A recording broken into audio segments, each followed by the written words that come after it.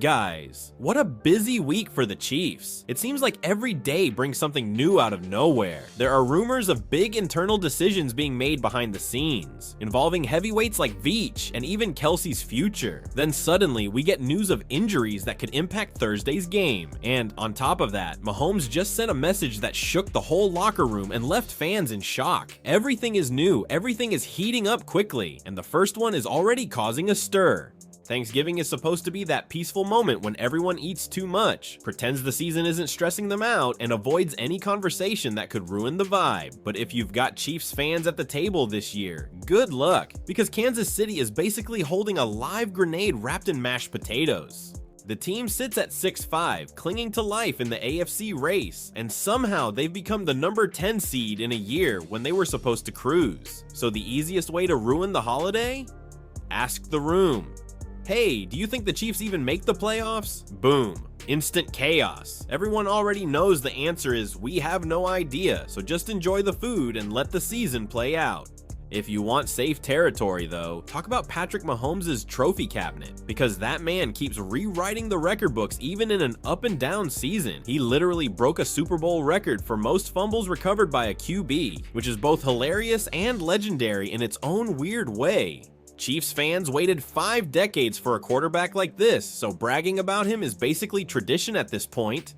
Another topic that never fails, Travis Kelce, his contract, his eventual retirement, and yeah, Taylor Swift. The Swifties are fully part of Chiefs kingdom now, and honestly, Kelce's still balling out. He's having the best season ever for a tight end over 35.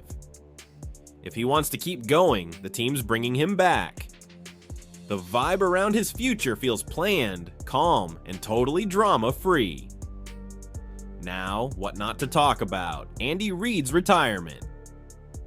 That conversation exists only because someone at NBC wants clicks. Big Red will walk away when he feels like it, not when talk shows decide the timeline. A more reasonable debate is Brett Veach's hits and misses in the draft. Every GM swings and misses sometimes. Chiefs fans love bringing up the time Kansas City passed on George Kittle for Jehu Chesson, but honestly, that's also the draft where they got Mahomes, so all sins were forgiven on the spot. Veach had some misses that caught up to him in 2025, but he's fixed things before and earned some patience. Then there's the classic meltdown question: should the Chiefs fire somebody?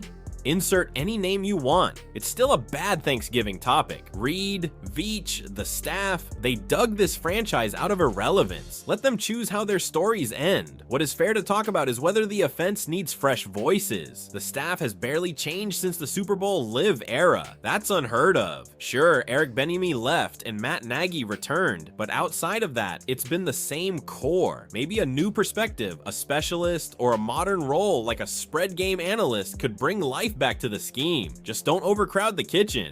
As for the defense, please, don't say Chris Jones has fallen off. The guy is basically dragging the entire defensive line by himself this season. He's facing double teams, playing a ridiculous number of snaps, and still flipping games with single plays like he did right after the Kareem Hunt fumble last Sunday. If you want a fun argument, bring up the running backs. Back in 2020, everyone swore running backs didn't matter, especially after drafting Clyde Edwards-Helaire. But after 11 weeks of this season, a lot of fans are starting to rethink that. A young dynamic RB would solve a lot of issues, and better run-pass balance wouldn't hurt either. Whatever you do, don't bring up Harrison Butker's inconsistencies unless you want an immediate flashback to Lynn Elliott from the 90s. Chiefs fans who lived through that era will shut the entire house down. And finally, there's the weird mystery of Dave Tube's roster control, or lack of it. The special teams coordinator insists he has zero influence over roster decisions, which honestly explains a lot considering he graded his own unit 22nd in the league. And if all that wasn't enough drama for 1 week, the next update hits even harder, because now we're talking injuries that could seriously impact Thursday's game. The vibes finally started to shift after that overtime win against the Colts. A messy win, sure, but a win the Chiefs absolutely needed. Sitting at 6-5, Kansas City bought itself a little breathing room, but just when fans started feeling good again, the injury updates came in, and yeah, they were rough. The team didn't hold a real practice on Monday, but they released one of those, "if we had practiced, here's how it would have looked" reports. And right there at the top were two names nobody wanted to see: Trey Smith and Noah Gray, both listed as DNP. Not ideal heading into a Thanksgiving game against Dallas on a short week. Andy Reid stepped up on Tuesday and confirmed what most of us feared. Trey Smith, ankle back, and Noah Gray, concussion protocol, weren't practicing. That's huge. Smith is one of the anchors of that offensive line, and losing him on a short week against a Cowboys front that lives off chaos, that's a problem. As for Noah Gray, the dude has been super reliable the past few years.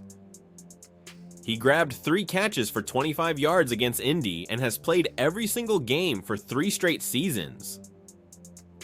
He might not be stuffing the stat sheet this year, but he's a steady TE2 and one of the guys who keeps the offense on track. Seeing him sidelined only adds more pressure on the rotation. So what's left at tight end behind Kelsey?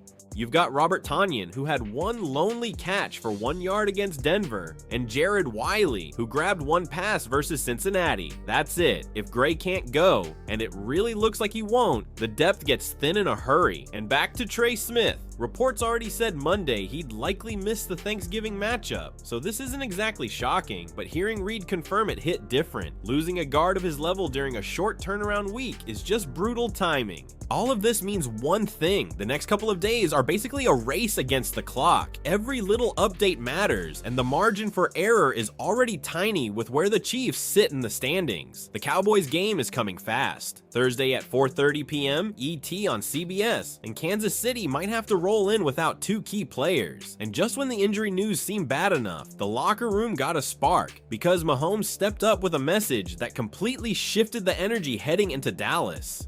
The win against the Colts should have been the moment everyone finally breathed again. It was ugly, it was stressful, but it kept the Chiefs from falling to 5-6 and kept the season alive. But the celebration didn't last long because the reality hit fast. This team is banged up, really banged up. Trey Smith isn't just dealing with one ankle. Both ankles are a problem, plus back issues. Noah Gray is stuck in concussion protocol. Rashee Rice and Xavier Worthy were limited. And to top it off, even Patrick Mahomes showed up on the report with a groin issue. This is one of those stretches where you look around and go, seriously, all at once? Because the Chiefs don't just have a short week, they're heading on the road to play the Cowboys on Thanksgiving in front of the entire country, with a roster being held together by tape and prayers. But here's the part that really flipped the mood. Mahomes didn't want sympathy. He didn't want excuses. He didn't want to hear about injuries or schedules or bad luck. When he talked to reporters, he hit the room with a line that basically said everything fans needed to hear. Everyone is banged up at this time of the year, but you've got to be able to fight through that and play your best football. That's classic Mahomes. No drama, no complaining, just accountability. The guy's been carrying this franchise through deep playoff runs for years, and somehow he's still the one reminding everybody what the standard is.